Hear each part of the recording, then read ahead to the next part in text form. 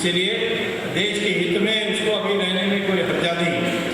तो ये 36,000 करोड़ सोनिया गांधी को दिया, फिर तो 36,000 करोड़ और 15,000 करोड़ जोड़ो तो हो गया 51,000, और फिर उसमें जोड़ो 4,000 राजा का हिस्सा 55,000 करोड़ रुपया, बाकी 5,000 करोड़ कहाँ गया? वो मैंने पता किया तो पता किया ये चिदम्बरम के पास गया। तो मैंने कहा ये चिदम्बरम कहाँ आ गया? करुणानिधि समझ सकते हैं पार्टी का अध्यक्ष है, सोनिया गांधी समझ सकते हैं यूपीए का अध्यक्ष है, ये चिदम्बरम कहाँ से आ गया? तब मुझे विचार करने का मौका मिला, जांच करने का मौका मिला, तो तब मैंने रिकॉर्ड्स देखने लगा और रिकॉर्ड में ये निकला कि 2003 में एनडीए गवर्नमेंट ने एक प्रस्ताव पास किया था 2003 में। उसमें क्या पास किया था कि ये जो स्पेक्ट्रम का दाम तय करने की बात है ये टेक्निकल बात है और इसमें कैबिनेट में कोई चर्चा होने से कोई फायदा नहीं। एक चिदम्बरम थे तो आगे अपने दोनों ने तय किया, तो राजा ने कैसा तय किया? फिर मैंने रिकॉर्ड ढूंढने लगा, कई रिकॉर्ड गायब थे। तो फिर मुझे मैंने अपने मेरे बहुत दोस्त होते हैं गवर्नमेंट में, लोग पूछते हैं कहाँ से ये सब निकालते हो? हमारे दोस्तों ही देते हैं। मैं अपने दोस्तों को छिपा के रखता हूँ, दुश्मन को खुलासा करता हूँ। बाकी लोग तो उल्टा करते हैं, दोस्तों को खुलासा करते हैं, दुश्मन को छिपा के रखते हैं, नाम छिपा के रखते हैं। तो मैंने दोस्तों से पूछा, उन्होंने कहा हाँ ये दोनों मिलते थे, 4 मीटिंग की, उनका मिनट्स भी है और मिनट्स का कॉपी मिल गया मुझे। 4 मीटिंग हुई चिदम्बरम और राजा के बीच में और चारों में चिदम्बरम राजा को सिखा रहा है कैसा करना है, क्या 2001 के प्राइस में फिक्स करो। फिर ये जो कंपनी, अच्छा इतना बुरा नहीं होता कि 16,050 करोड़ में देते, क्योंकि फिर कह सकते हैं कि टेलीकॉम का सर्विसेज सस्ते दाम पर दे सकते हैं, परंतु जब आपने उनको बेचने के लिए मौका दिया तो फिर ये सस्ता का सवाल क्या है? यानी आप स्मार्ट टेलीकॉम को लाइसेंस सस्ते दाम पर दो और वो महंगे दाम पर बेच दे तो सरकार सीधा महंगे दाम पर बेच सकती थी, क्यों ये इस रूट से इनको कमाने के लिए मौका दिया? तो फिर मैंने देखा ये कैसा अलग है, क्योंकि रूल था कि लाइसेंस मिलने के बाद 3 साल में आप किसी को बेच नहीं सकते हो, लाइसेंस बेच नहीं सकते हो। तो फिर ये कैसा हो गया? तो फिर मैंने फाइल खोला और फाइल में देखा कि एक नोट लिखा है राजा ने, उसने कहा है कि मुझे कंप्लेंट आई कि ये एटिसलाट और टेलीनॉर ने लाइसेंस खरीदने का फैसला किया है, परंतु 3 साल का बार है, ये इसमें ये इसलिए परमिशन नहीं दी जा सकती थी, ऐसा मुझे लगा। परंतु चिदम्बरम ने मुझे समझाया कि प्रतिबंध है लाइसेंस बेचने के लिए, परंतु तुम कंपनी बेचने के लिए दो परमिशन और उसमें लाइसेंस भी चले जाएंगे तो हमारा दोष कैसा हो सकता है?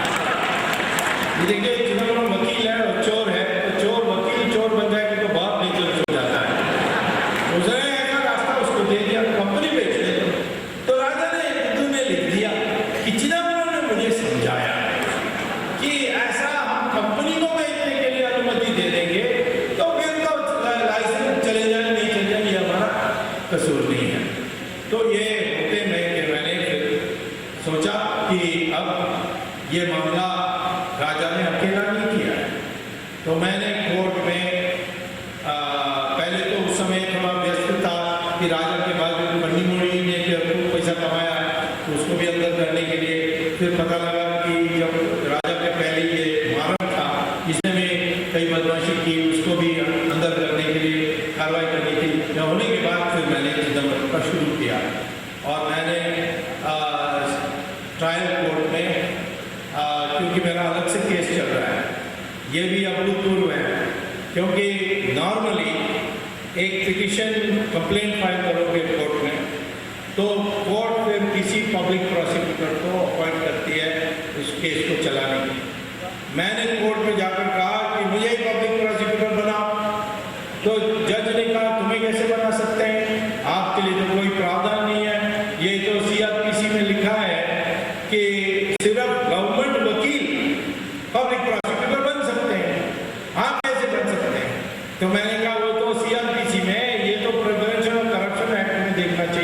सेक्शन 5 पढ़िए, उसमें लिखा है कि जो कंप्लेंट देता है वो पब्लिक प्रोसिक्यूटर भी बन सकता है, कोर्ट में उसको नॉमिनेट कर सकता है। तो फिर जज ने कहा कि मुझे पढ़कर सुनाओ, मैंने पढ़कर सुनाया, तो उन्होंने कहा कि अभी तो किसी ने ये मुझे बताया नहीं।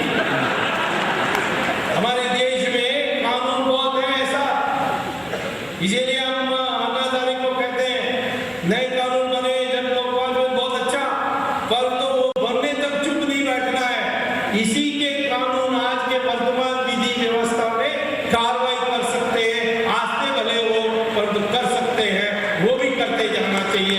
ये मैंने उनसे कहा था, उन्होंने माना नहीं, जन लोकपाल बिल आने तक हम अनशन करेंगे, ये करेंगे, वो करेंगे। इतना फर्क है हमारी और अन्ना हजारे की कि हम समझते हैं कि आज के वर्तमान कानून में भी हम कार्रवाई कर सकते हैं। तो मुझे पब्लिक प्रोसिक्यूटर बना दिया मेरे केस में, सीबीआई अलग से चला रही है और मैंने कहा कि हम डुप्लीकेट नहीं करेंगे। सीबीआई राजा को प्रोसिक्यूट कर रहा है तो मैं राजा के लिए प्रोसिक्यूशन अभी रोक कर रखा हूँ, क्योंकि मैंने कहा सीबीआई क्या करता देखता हूँ, और सीबीआई को छोड़ दे तो मैं अपना उसमें जोड़ देता हूँ। तो सीबीआई ने चिदम्बरम को छोड़ दिया। क्यों छोड़ दिया?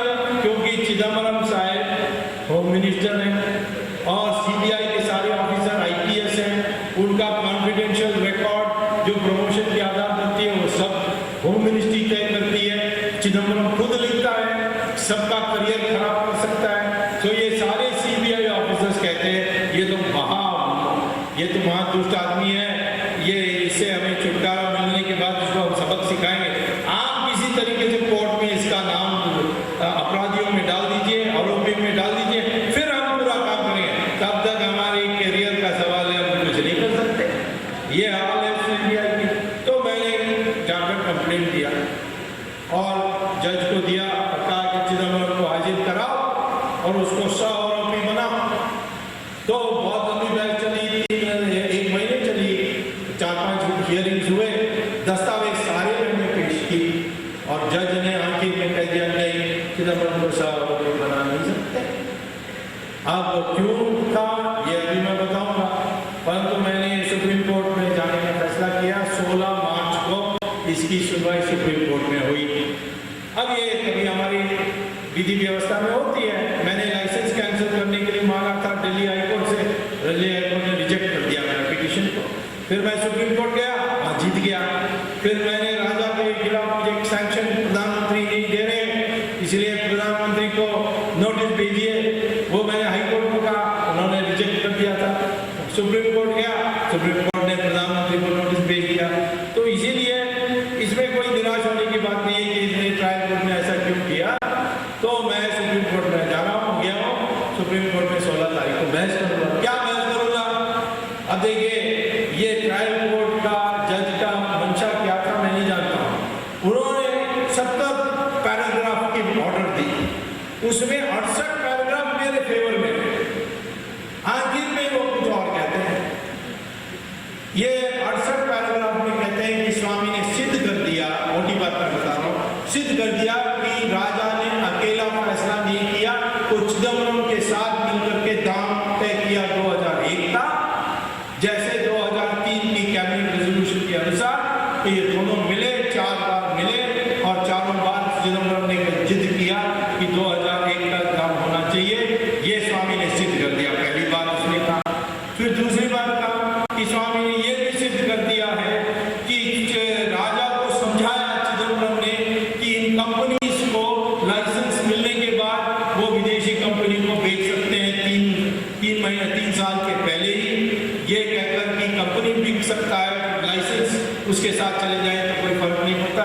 ये भी चिदम्बरम ने समझाया, ये भी सिद्ध कर दिया स्वामी ने। लेकिन स्वामी ने ये सिद्ध नहीं किया कि चिदम्बरम ने क्रिमिनल माइंड से ये सारे किया, हो सकता है कि अनजाने दे दिया होगा, ये सारा उसने लिखा। अब मुझे आश्चर्य होता है, ये तो कहाँ से पता नहीं क्यों इन्होंने ऐसा लिख दिया। हो सकता है कुछ और भी कारण हो सकते हैं, क्योंकि क्रिमिनल लॉ में मंशा जो उसको मंजरिया कहते हैं, मंजरिया, ये सिद्ध कब करोगे? ट्रायल में करोगे। पहले उनको बुलाना होगा, उसकी क्रॉस एग्जामिनेशन होगी, विटनेसेस आएंगे, अभी तो प्राइमा फेसी स्टेज में सिर्फ ये दिखाना है कि हाँ, चिदम्बरम ने अपराध किया होगा राजा से मिलकर। वैसे राजा को अपराधी माने गए, उसके नाम पर केस भी जमा है और चार्जेस भी फ्रेम हो गए। इतना ही दिखा, ये तो जज खुद मांग रहा है कि मैंने दिखा दिया कि जहां अपराध हुआ और दोनों इकट्ठे थे, दोनों एक मन के थे, तो हो गया केस। अब तो आगे कन्विक्शन के लिए, ट्रायल के लिए और उसको सजा देने के लिए जब ये शुरू होगी, तब मुझे बताना होगा कि इसने जानबूझकर किया, जानते हुए कि गलत है। ये सब तो उस पर करना है। और प्रिवेंशन करप्शन एक्ट में section 13 bracket 1 bracket D bracket part 3 इसमें लिखा है कि यदि एक सार्वजनिक पद में any person in public office, यदि वो किसी और को लाभ पहुंचाने के लिए कोई कदम उठाता है और ये राष्ट्र हित में नहीं है, ये सार्वजनिक हित में नहीं है, जनता के हित में नहीं है, तब वो अपराधी है और 7 साल की सजा उसको मिलनी चाहिए। ये लिखा है प्रिवेंशन करप्शन एक्ट में। इसमें क्रिमिनल माइंड का सवाल ही नहीं है, इसीलिए तो अलग से एक्ट बनी है। जब मर्डर होता है तो दिखाना पड़ता है कि इसने जानबूझकर उस मंशा के साथ इसकी हत्या की, ये दिखाना होता है, बलात्कार में दिखाना होता है। परंतु वो तो सारे आईपीसी में है और सीआरपीसी के अनुसार चलती है ट्रायल। तो आईपीसी के जो ऑफेंसेस हैं उसमें मेंजरिया माने दिमाग में ये था उसका, ये अपराध करने का, ये दिखाना होता है। और ये मुश्किल है करप्शन केस में, इसीलिए तो अलग से करप्शन एक्ट बनी। और करप्शन एक्ट में ये कहा है कि यदि पद का सार्वजनिक पद में रहते हुए, दुरुपयोग भी नहीं, सार्वजनिक पद में रहते हुए किसी और को लाभ पहुंचाएं, जैसे स्वान को पहुंचाया, जैसे ये यूनिटेक को पहुंचाया, लाभ पहुंचाया, और ये राष्ट्र हित में नहीं है। राष्ट्र हित में तो है ही नहीं, सबको पता है कि 1,76,000 करोड़ की नुकसान हो गई इससे, और सुप्रीम कोर्ट ने मेरे कहने पर लाइसेंस भी कैंसिल कर दी। तो ये तो सिद्ध हो गया कि ये राष्ट्र हित में नहीं है। ये कैसा जज ने भूल की, क्या भूल करने के लिए कोई दबाव नहीं, मैं नहीं जानता, पर सुप्रीम कोर्ट में तो मैं पूरा विश्वास करता हूँ कि ये चिदम्बरम को तिहाड़ जेल बनाने की, जाने की रास्ता बन जाएगी। अब तिहाड़ जेल का सुपरिटेंडेंट ने मुझे कंप्लेंट भेजा है, उसने कहा है ये स्वामी जो है ये सिर्फ मद्रासियों को जेल भेज रहा है। तो मैंने कहा उसमें क्या बुरा है? तो कहा कि वो आते हैं यहाँ पे मसाला डोसा मांगते हैं, इडली मांगते हैं, हमारी बावर्ची को बनाना जानता नहीं है, परेशान हो गया और तो दुखी है। मैंने कहा कल कोई इटालियन महिला को भेजो, पिज्जा मांगेगी तो क्या होगा? उसकी बारी आ रही है। अब पता नहीं मैं पहले जाऊंगा या भगवान पहले आएगा, क्योंकि उसका टर्मिनल कैंसर हो गया पैंक्रियास का। तो भगवान का तो फैसला तो अंतिम होता ही है। और तो ये सोनिया गांधी के पीछे में पड़ा हूँ, लोग कहते हैं अरे मैं कहाँ पीछे पड़ा हूँ, वो देश का हानि कर रही है तो मुझे तो उसका पोल तो खोलना पड़ेगा। नहीं, वो बेचारी वो साड़ी पहनती है, बिंदी लगाती है, बहू बनने चाहती है, और आप उसका विदेशी विदेशी बोलते रहते हो। मैंने कहा ये वेश से जब बदलना है, गुमराह नहीं होने वाला। रामायण में जब रावण आया वो वेश बदल के आया, वो भगवा पहन के आया, और सीधा गुमराह हो गई और अपहरण हो गई। मैं सीधा जैसे गुमराह नहीं होने वाला, मैं इसके असलियत जानता हूँ। इसने सारी झूठ बोली है। सोनिया इसका असली नाम नहीं है, बर्थ सर्टिफिकेट मुझे मिल गया, उसमें तो लिखा है एंटोनिया, तो फिर सोनिया नाम कैसे हो गया? कम से कम बताना चाहिए। फिर इसने कहा कि मैं और बसानो शहर में पैदा हुई, लेकिन बर्थ सर्टिफिकेट में लिखा है दूर जगह है जर्मन बॉर्डर में, वहाँ उसका नाम है लुसियाना, वहाँ मैं पैदा हुई। तो ये जन्म स्थान का भी झूठ। फिर एजुकेशन में उसने कहा, शपथ लेकर कहा जब वो कैंडिडेट बनी कि मैं केम्ब्रिज यूनिवर्सिटी में पढ़ी और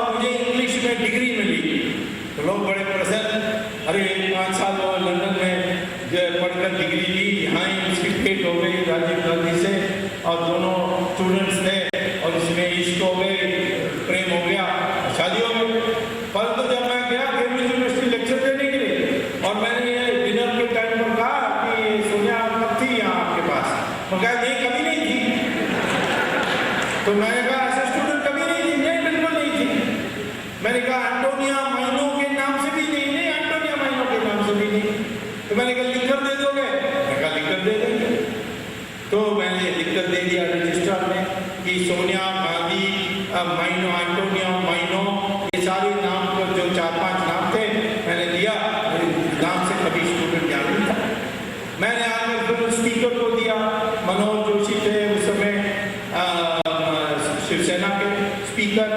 मैं कहा ये सोनिया गांधी से पूछो, क्योंकि पार्लियामेंट के बायोडेटा में उसने दिया कि मैं कैंडिडेट से डिग्री ली हूँ और वहाँ कैंडिडेट होते हुए शपथ लिया कि मैं, तो उन्होंने उसको भेजा कि ये स्वामी का चिट्ठी है, उसमें उसने कैम्ब्रिज यूनिवर्सिटी का चिट्ठी भी दिया, तो आपका जवाब क्या है? तो जवाब आई कि ये टाइपिंग मिस्टेक हुआ।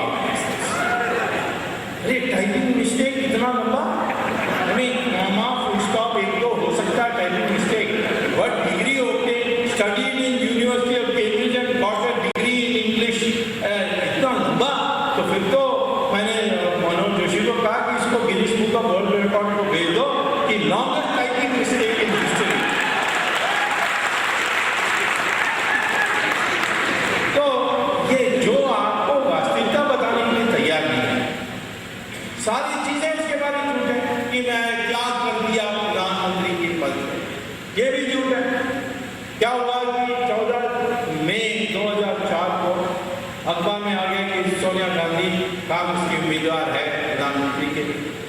तो मैंने चिट्ठी लिख दी अब्दुल कलाम को कि ये जो सोनिया गांधी ने लिखी है, कांग्रेस पार्टी ने प्रस्ताव किया, ये तो अवैध है, ये तो नहीं हो सकता।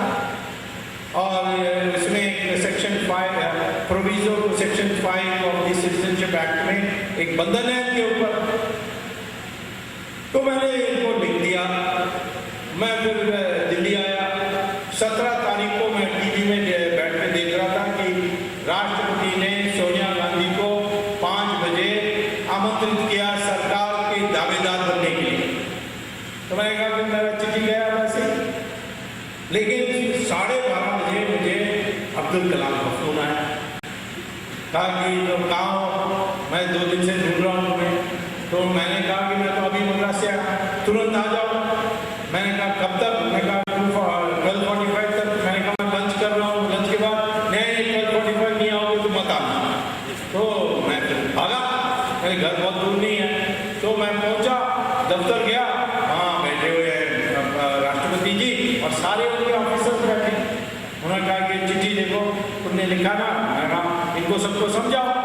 तो मैंने समझाया कि सिटीजनशिप एक्ट में उसमें एक प्रोविजो है, जो सिटीजन बनते हैं हमारे देश में वो सेक्शन 5 के अनुसार बनते हैं। उसको कहते हैं सिटीजनशिप बाय रजिस्ट्रेशन।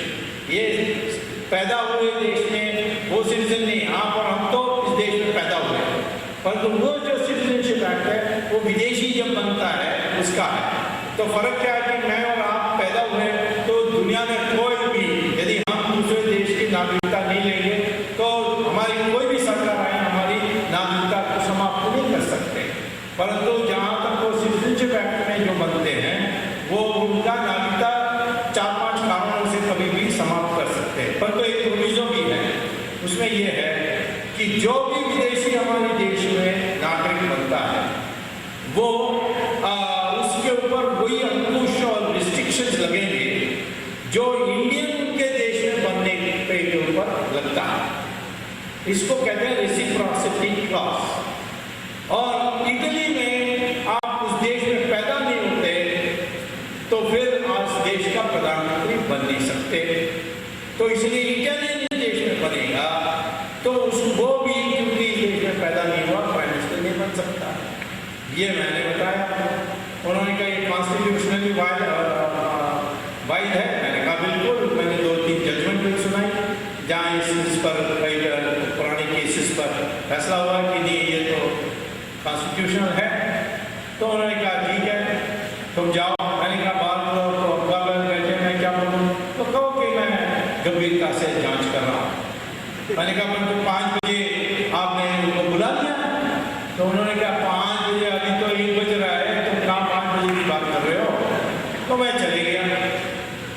3 बजे, 3:30 बजे राष्ट्रपति एक नया चिट्ठी लिखते हैं सोनिया गांधी को कि मैंने आपको 5 बजे बुलाया, लेकिन इस बीच में सुब्रमण्यम स्वामी आ गए कंप्लेंट के साथ, और उन्होंने पता नहीं उस कंप्लेंट में कुछ तथ्य है कि नहीं है, परंतु मुझे सुप्रीम कोर्ट को भेजना पड़ेगा राय पूछने के लिए भाई इसमें कुछ दम है कि नहीं दम है, तब तक मैं आपको आमंत्रित नहीं कर सकता हूँ। इसलिए 5 बजे का अपॉइंटमेंट कैंसिल, और यदि आपको वैसे भी मुझसे मिलना है तो कल आ जाइए, 10 बजे आ जाइए। ये चिट्ठी किसने मुझे बताया? उस समय 2 लोग उपस्थित थे जब चिट्ठी पहुंचा सोनिया गांधी के पास। उसमें एक मनमोहन सिंह थे, दूसरे नटवर सिंह थे। इन दोनों में से किसने बताया मैं बताऊंगा नहीं आपको। उन्होंने कहा कि आती चिट्ठी ये होने लगी। फिर हम मनमोहन सिंह फिर गया 4-5 बजे सारे इकट्ठे हो गए, क्योंकि वो ऐलान हुई था कि जाने के पहले MP से मिलकर जाएंगे। तो सारे MP से उसने वो चिट्ठी पढ़ा, पूरा नहीं पढ़ा, आखिरी लाइन नहीं पढ़ा कि कल आपको 10 बजे मुझे मिलने के लिए आ सकते हैं। तो उन्होंने मनमोहन सिंह ने कहा कि कुछ कारणवश ये व्यस्त हैं राष्ट्रपति, तो आज 5 बजे नहीं कर सकते, तो कल बुला लिया है, तो हम कल जाके मिलेंगे। अब मैं जब निकल रहा था राष्ट्रपति के दफ्तर से, उस समय मैंने मेज में देखा सारी चिट्ठियां पड़ी हैं प्रदेश अनुसार गठे। तो फिर मैंने देखा उसमें एक लिखा है मैं सो एंड सो इस निर्वाचन क्षेत्र में इस प्रदेश से चुन के आया हूँ, और मैं सोनिया गांधी का नाम प्रस्तावित करता हूँ। 340 चिट्ठियां ऐसे थी सोनिया के समर्थन में। मैंने फिर उत्तर प्रदेश की जो गुच्छा है उसको देखा, उसको राष्ट्रपति उस समय मेरे तरफ नहीं देख रहे थे, तो मैंने जल्दी देखा तो उसमें उत्तर प्रदेश में एक चिट्ठी थी सोनिया गांधी की भी। मैं सोनिया गांधी रायबरेली से निर्वाचित, मैं सोनिया गांधी को प्रधानमंत्री पद के लिए प्रस्तावित करती हूँ। तो झूठ बोलती है ये कि मैं नहीं चाहती थी। तो ये इस राष्ट्रपति को हम बधाई देते हैं, अब्दुल कलाम को, हिम्मत करके इसको रोक दिया। और जब ये 2007 में राष्ट्रपति की चुनाव आई, उस समय क्या हुआ? उस समय सारे अपोजिशन पार्टीज बीजेपी को छोड़कर तैयार हो गए कि इनको दोबारा राष्ट्रपति बनाना है। सोनिया गांधी ने कहा कि कोई भी बन जाए, जियाउल हक भी बन जाए, मुशर्रफ भी बन जाए, पर ये नहीं बन सकता है। और खेल की बात है कि उस समय बीजेपी ने भैरव सिंह शेखावत का नाम प्रस्तावित किया, और राष्ट्रपति ने इनको फोन करके कह दिया कि आप इसमें मत लड़िए, बड़ा विवाद हो जाएगा, ये हो जाएगा, हो जाएगा।